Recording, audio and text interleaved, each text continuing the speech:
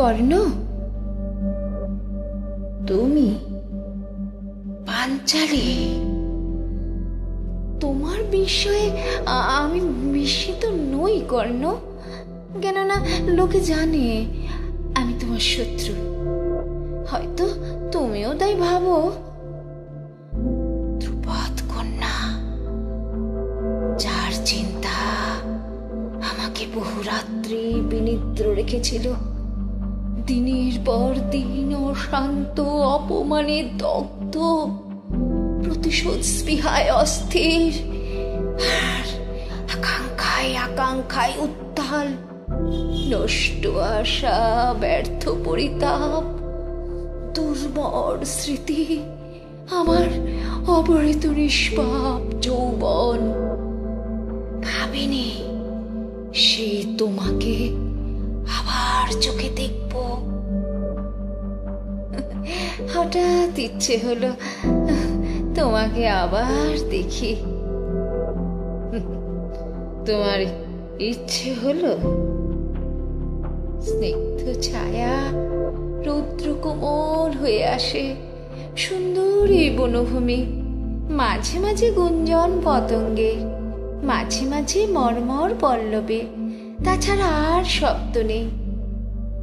সম্ভব নয় কি কর্ণ?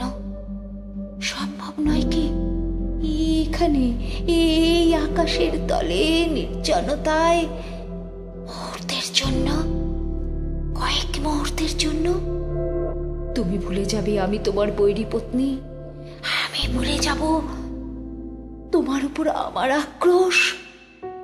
সম্ভব কি নয়? সম্ভব কি নয়?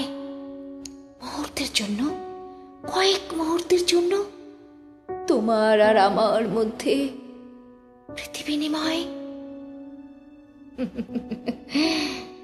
মধুময় তোমার বাক্য দ্রৌপদী, কিন্তু দুঃখ এই, শুধু বনভূমি দিয়ে রচিত নয় পৃথিবী, শুধু পতঙ্গের গুঞ্জন দিয়ে নয়, পল্লবের মর্মর দিয়ে নয়।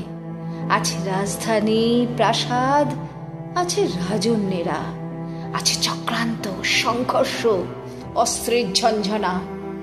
মানুষ ভরে তোলে তার জগৎ কর্মের গর্জন, ঘটনার কলরোল দিয়ে।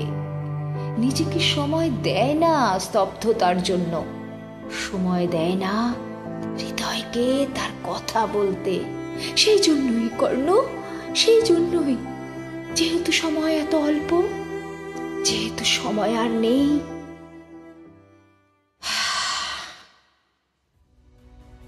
কর্ণ, মন্ত্রণা সভা বিফল হলো, এবার যুদ্ধ আসন্ন, অনিবার্য। কিছু বলছো না?